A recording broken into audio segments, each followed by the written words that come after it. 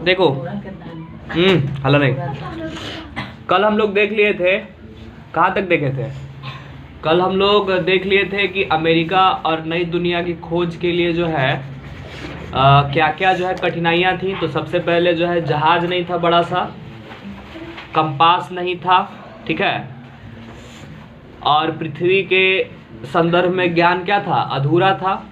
लेकिन धीरे धीरे जो है ये सारा चीज़ जो है क्या होता गया, ये सारा अंधविश्वास खत्म होता गया। यूरोपवासी लोग जो है बड़ा सा जहाज बना लिया कैरावल नाम का, ठीक है, और दिशा सूचक यंत्र भी बना लिया, अरबों से सीख लिया बनाना दिशा सूचक यंत्र।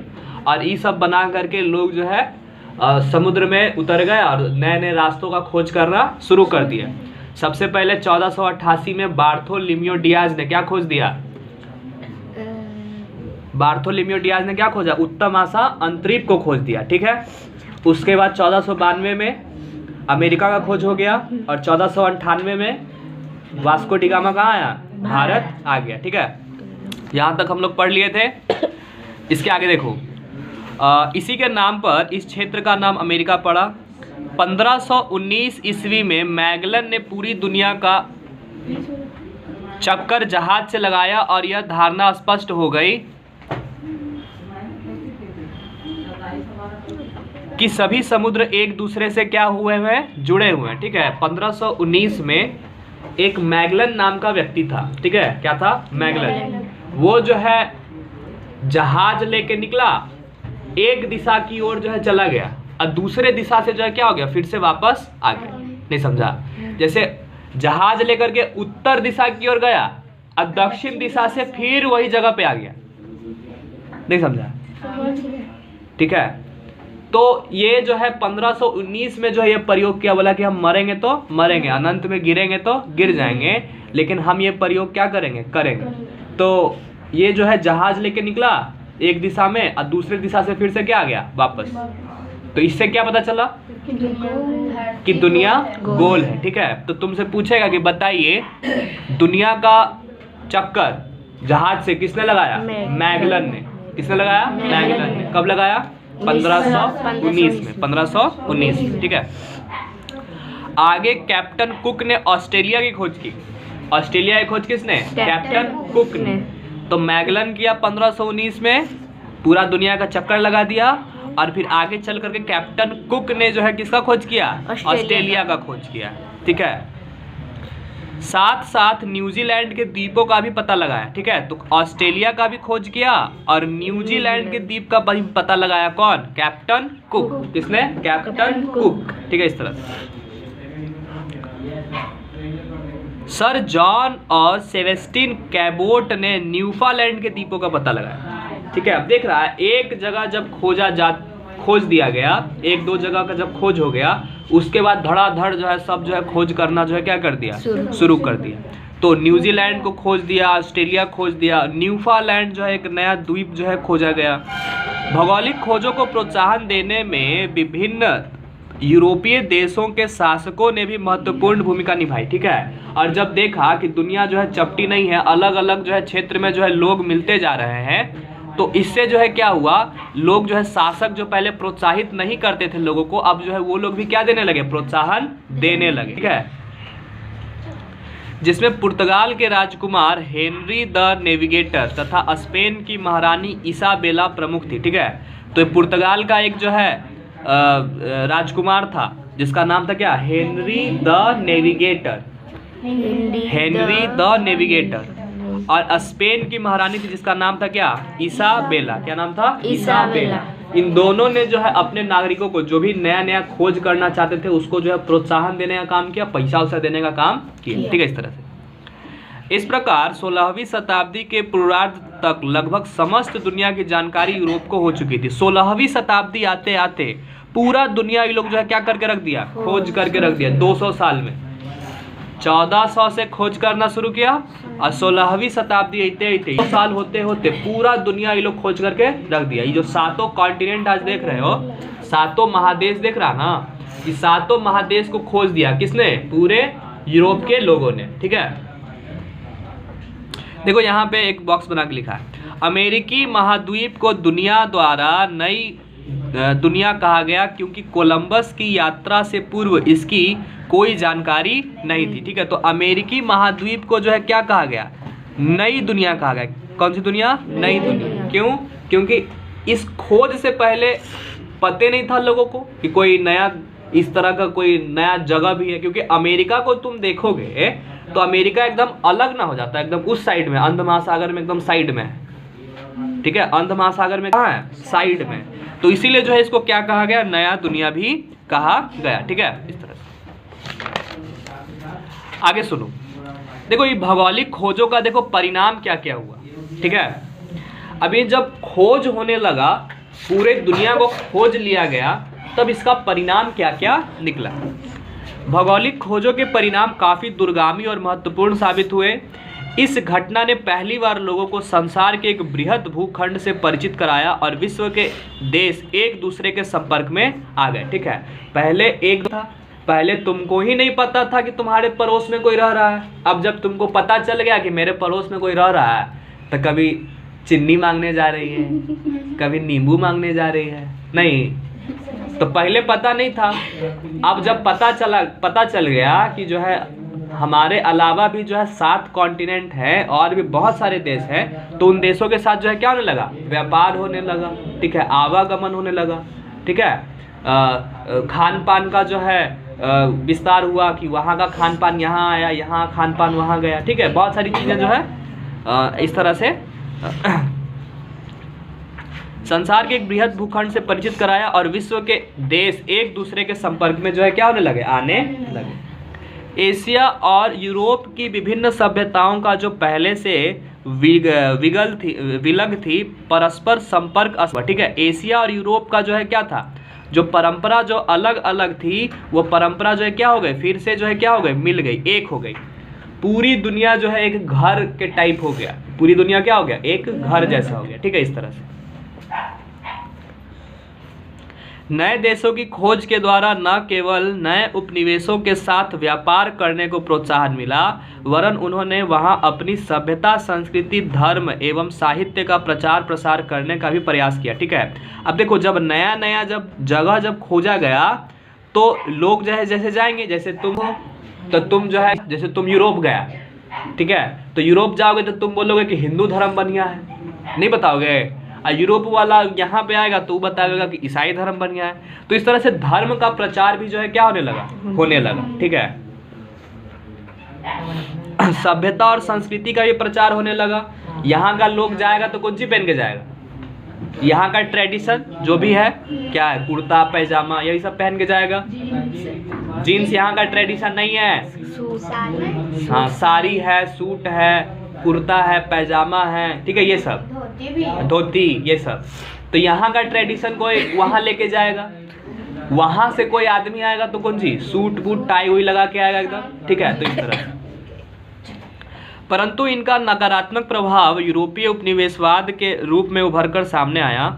अपनी विकसित और भौतिक आवश्यकताओं के निमित्त उन्होंने इन देशों का शोषण किया जो यूरोपीय देशों के उपनिवेश थे। भौगोलिक खोजों के परिणाम निम्न रूपेण स्पष्ट किए जा सकते हैं। ठीक है, लेकिन जो है इन्होंने क्या किया, सभ्यता और संस्कृति का प्रचार प्रसार तो हुआ, धर्म का ही प्रचार प्रसार हुआ, लेकिन जहाँ पे ये लोग गए वहाँ पे इन लोगों ने देखा कि ये लोग हमसे ज़्यादा जो है सुपीरियर नहीं है, मतलब ऐसा ही है, ज़्यादा जो है मतलब ताकतवर नहीं है, अनपढ़ है। ठीक है, उतना जो है बुद्धि नहीं है। तो उन लोगों को ये लोग धीरे धीरे क्या करना शुरू कर लिए, गुलाम बनाना शुरू कर दिया।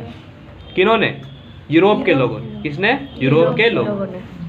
अब देखो एक को पॉइंट समझो, यहाँ पे बोला कि व्यापार वाणिज्य पर प्रभाव। किस पे प्रभाव पड़ा, व्यापार वाणिज्य पे। अच्छा देखो, पहले जो है व्यापार हो रहा था तो एक छोटे से देश के अंदर ही हो रहा था या छोटे से राज्य के अंदर ही हो रहा था। अब तो व्यापार पूरी दुनिया में ना हो सकता है। अब जैसे भारत कोई सामान बनाया तो सिर्फ भारत में बिका, लेकिन अब भारत कोई सामान बनावेगा तो पूरे वर्ल्ड में बिकेगा। तो फायदा किस में है, पूरा वर्ल्ड में बिकेगा तो ज्यादा ना बिकेगा, तो फायदा उसमें ना है। तो इस तरह से बोला, नए देशों की खोज एवं नए व्यापारिक संपर्कों ने यूरोपीय व्यापार वाणिज्य में क्रांतिकारी परिवर्तन लाए। उपनिवेशों के आर्थिक शोषण से यूरोपीय देश समृद्ध होने लगे।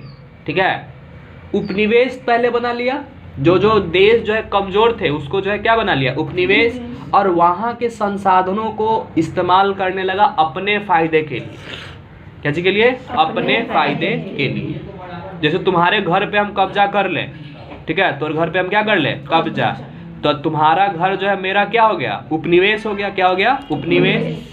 अब तू घर में जितना रूम जो है रेंट पे लगैले है, उस सारा रूम का जो है किराया हम वसूलने लगे, तो हर लोटा छिपा थरिया जो है सब यूज हम करने लगे, तो और घर का जो है लाइन, बिजली, बत्ती, टीवी, फ्रिज सब हम यूज करने लगे, तो ये सब तुम्हारा संसाधन ना है, तो ये सबसे तो हमको ना फायदा हो जाएगा। फिर तो बिजली बिल बढ़ेंगे थोड़ा सा, आ रहा है फायदा ज्यादा सा, ठीक है। तो इस तरह से जो है यहाँ पे यही किया गया कि इन देशों का जो भी संसाधन था उसको जो है संसाधनों का उपयोग कर करके ये देश जो है क्या होते चले गए, समृद्ध होते चले गए। कौन से देश?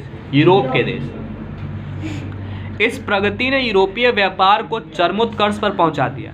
इससे जो है क्या हुआ, यूरोप का जो व्यापार था वो बहुत ज्यादा ऊंचाइयों पे पहुंच गया, ठीक है, बहुत ज्यादा क्या चीज पहुंच गया, ऊंचाई पे, क्योंकि पहले जो सामान बना रहा था यूरोप में बिक रहा था, अब हर जगह बिक रहा है, तो ज्यादा फायदा होगा कि नहीं होगा, तो इस तरह ज्यादा फायदा हो रहा था। फलस्वरूप मुद्रा व्यवस्था का विकास हुआ, ठीक है। इससे जो है क्या हुआ, मुद्रा का विकास हुआ, क्योंकि पहले जो है सिक्का चलता था, तो सिक्का चलता था तो ज्यादा सिक्का एक जगह से दूसरे जगह ले जाने में दिक्कत ना होगा जी, बोरा में भर के ले जाना पड़ेगा, भारी हो जाएगा नहीं, तो जो है उसके बाद जो है क्या आ गया, कागजी मुद्रा आ गया। क्या आ गया? कागजी मुद्रा। कागज वाला जो आज नोट देखते हो, तो उसको एक जगह से दूसरे जगह ले जाना क्या है, आसान है, ठीक है। इस तरह से हुंडी, ऋण पत्र, हुंडी का जो है शुरुआत हुआ और ऋण पत्र का शुरुआत हुआ, ठीक है। हुंडी भी एक तरह का जो है क्या होता है, मुद्रा ही होती है, हुंडी भी जो है क्या होता है, मुद्रा होता है। आदि व्यापारिक शाख का जो है विकास किया गया, ठीक है, व्यापारिक शाख बनाया गया। शाख मतलब समझ में आता है, जैसे कल सरस्वती पूजा है, तो हम गए ऑर्डर देने के लिए, तो मिठाई वाले को और बाकी जो भी जो है ऑर्डर दिया जाता है तो उसको दिए, अब पैसा उसा दे के चला है, सिर्फ किस पे, विश्वास पे, सिर्फ किस पे, विश्वास पे, तो उसी विश्वास को जो है क्या बोलते हैं, शाख। क्या बोलते हैं, शाख, ठीक है। तो ये जो है शाख का जो है क्या हुआ, विकास हुआ, ठीक है। इस तरह से व्यापार अपने स्थानीय स्वरूप से विकसित होकर जो है क्या होने लगा, वैश्विक होने लगा। पहले जो है व्यापार क्या होता था, किसी एक क्षेत्र में होता था, अब व्यापार कहाँ होने लगा, पूरे विश्व में होने लगा। जैसे देखो चाइना का सामान देखो, चाइना में भी मिलता है, भारत में भी मिलता है, अमेरिका में भी मिलता है, यूरोप में भी मिलता है, हर जगह मिलता है। तो इससे चाइना का फायदा है कि नुकसान है, बहुत फायदा है, ठीक है। भारत में सबसे ज़्यादा पॉपुलेशन भारत में है कि नहीं, अब यहाँ पे सामान बेचेगा तो उसको बहुत ज़्यादा फायदा है कि नहीं है, बहुत ज़्यादा फायदा है। तो इस तरह से नए देशों की खोज के पूर्व व्यापार मुख्य रूप से भूमध्य सागर और बाल्टिक सागर तक ही सीमित था, परंतु अब इसका स्थान अटलांटिक, हिंद तथा प्रशांत महासागर ने ले लिया, ठीक है। पहले जो व्यापार होता था, पहले भी जो है समुद्र के रास्ते व्यापार होता था, लेकिन थोड़ा बहुत, ज़्यादा नहीं होता था। तो वो कहाँ से होता था, भूमध्य सागर से और बाल्टिक सागर से व्यापार होता था। लेकिन जब नया दुनिया का जब खोज हुआ, बहुत सारे जगहों को जब खोज लिया गया, तब जो है ये व्यापार जो है होने लगा कहाँ से, अटलांटिक महासागर से होने लगा। अटलांटिक महासागर को ही अंध महासागर बोलते हैं, कल बताया था ना। हाँ। फिर जो है और कहाँ से होने लगा, प्रशांत महासागर से होने लगा, ठीक है। तो ये अलग अलग महासागरों से भी जो है अब व्यापार होने लगा, जो कि पहले व्यापार नहीं होता। फलतः पेरिस, लंदन, एम्स्टर्डम, एंटवर्प आदि शहर विश्वव्यापी व्यापार के प्रमुख केंद्र बन गए। ये सारे जो जगह हैं ये यूरोप का जगह है। इन सब जगहों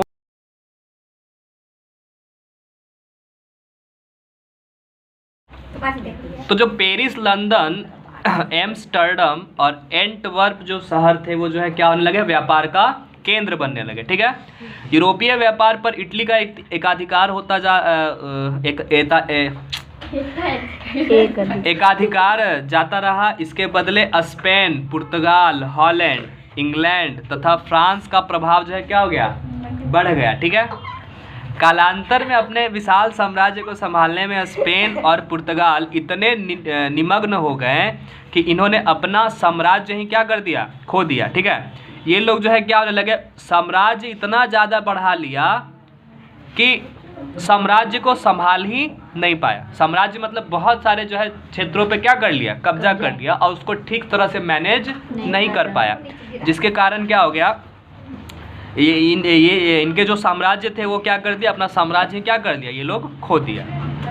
यूरोपीय देशों द्वारा खोजे गए नए देशों से आयातित बहुमूल्य धातुएं, विशेषकर अमेरिका से आयातित सोना तथा चांदी ने अर्थव्यवस्था के स्वरूप को ही बदल दिया।